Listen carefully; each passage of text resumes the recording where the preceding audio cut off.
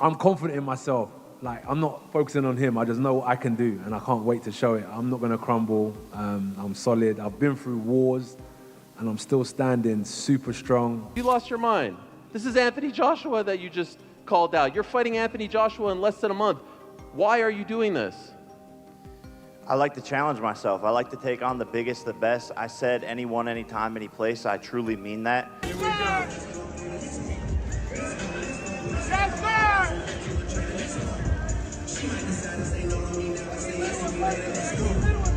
Let's go! Anthony Joshua gives a brutal warning to Jake Paul during their intense face-to-face, making it clear that he's approaching this fight with the mindset of a seasoned champion, not a celebrity stepping into the ring for attention. Joshua says he's more confident than ever in his skill set, emphasizing that years of elite-level experience can't be faked or rushed.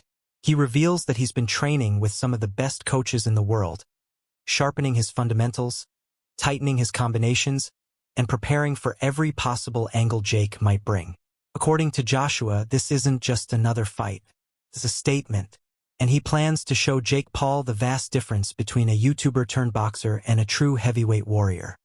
Some of the greatest coaches and greatest fighters in the world, because I have that hunger, that desire.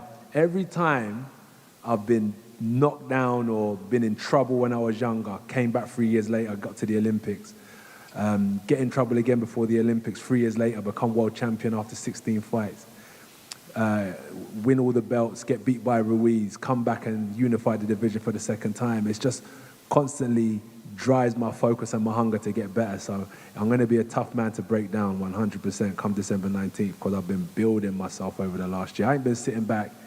For Joshua, this fight represents a significant comeback attempt. The former two-time unified heavyweight champion and Olympic gold medalist hasn't fought since his knockout loss to Daniel Dubois in September 2024. In announcing the fight, Joshua declared he would show no mercy, calling the bout a mega show and vowing to break the internet over Jake Paul's face. On his part, Paul, who holds a 12-1 record with 7 knockouts and whose previous wins came mostly against smaller MMA fighters or journeymen, said that defeating Joshua could wipe out all doubt about his legitimacy and open the door to a world title shot. Thank you for having me. Well, you got to give credit to Jake and his team. They reached out to me, to be fair. And it was a great opportunity for me.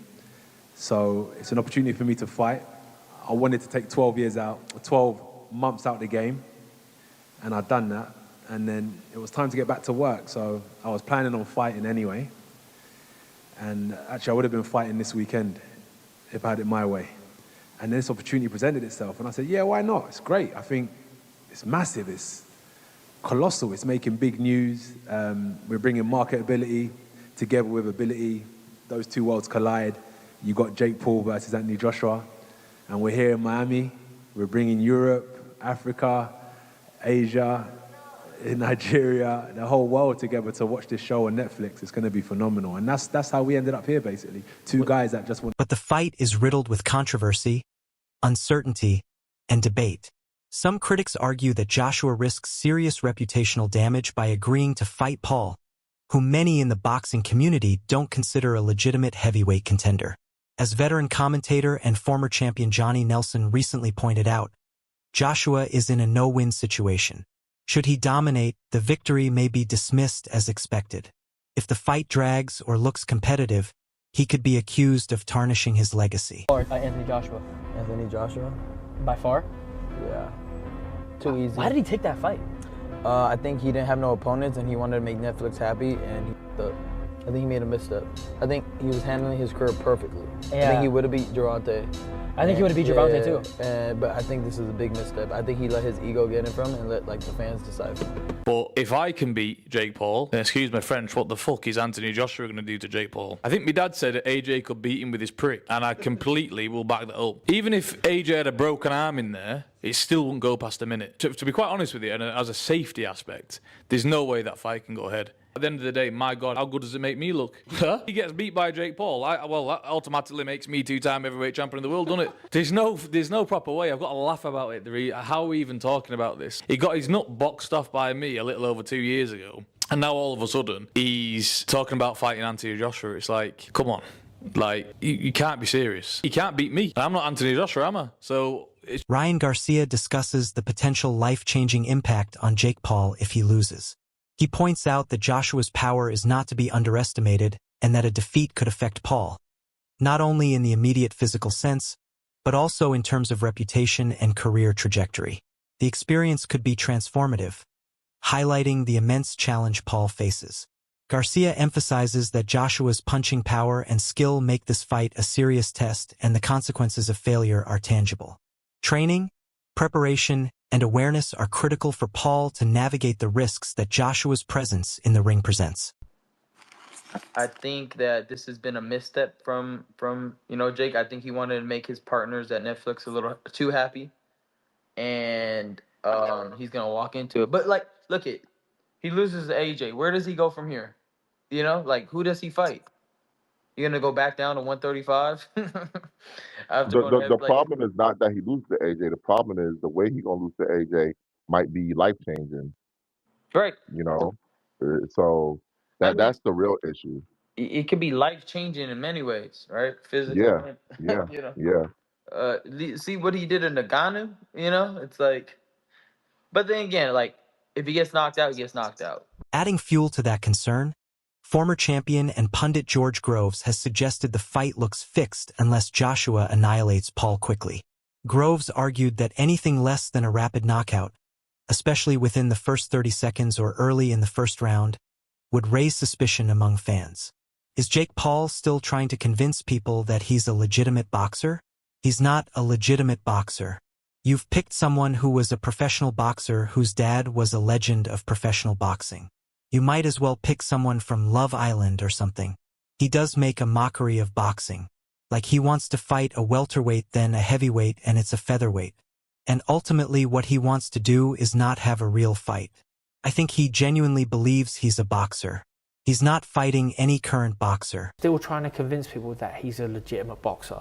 He's not a legitimate boxer. You've picked someone who was a professional boxer, whose dad was a legend of professional boxing. You might as well pick someone from Love Island or something. He does make a mockery of boxing. He wants to fight a welterweight, then a heavyweight, then it's a featherweight. And ultimately what he wants to do is not have a real fight. I think he genuinely believes he's a boxer. On the other hand, Joshua's team is banking on a swift and brutal performance. Hearn has boldly predicted that Paul will be obliterated within 4 rounds, claiming that as soon as Joshua lands a clean chin shot, the fight will be over. Hearn has framed the bout as a necessary step for Joshua to rebuild his profile and potentially secure an even bigger showdown in 2026, perhaps with the likes of Tyson Fury. Once more, attention has shifted back toward elite heavyweight competition. AJ versus Jake Paul. Not gonna lie, did not ever see this happening, like ever, ever, ever. So were you just as surprised when he agreed to do it as the world was? Yeah, I mean, I had to deal with obviously knowing that it might happen, and then the contract coming through signed by Jake Paul, and I sort of looked at it. I was like, oh my god, he's done it. So yeah, look, I have to give him credit. I do think he's crazy. I think he's got absolutely no chance. I think he's going to get smashed to pieces. Do you think Jake's crazy? Yeah, I mean, totally. I mean, listen, for us, we received an offer that was massive money and a really easy fight. We were talking about fighting this week here in an 8-round fight. Now we're fighting in an 8-round fight for 40 times more money against Jake Paul. So I love the opportunity for AJ on so many levels. I think it's a straightforward fight, massive profile, and especially in the US. So we can go back into 2026 all guns blazing with Turk El-Sheikh, and the plans to hopefully fight Tyson Fury.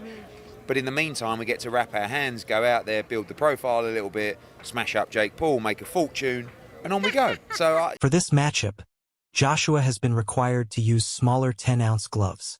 The adjustment is intended to balance the spectacle of the fight, making it more enticing to viewers and media, while also keeping the punch impact slightly controlled. Even with these gloves, the analysts stress that the risk to Paul remains significant. Joshua's power is well documented, and the reduction in padding may increase the likelihood of knockouts.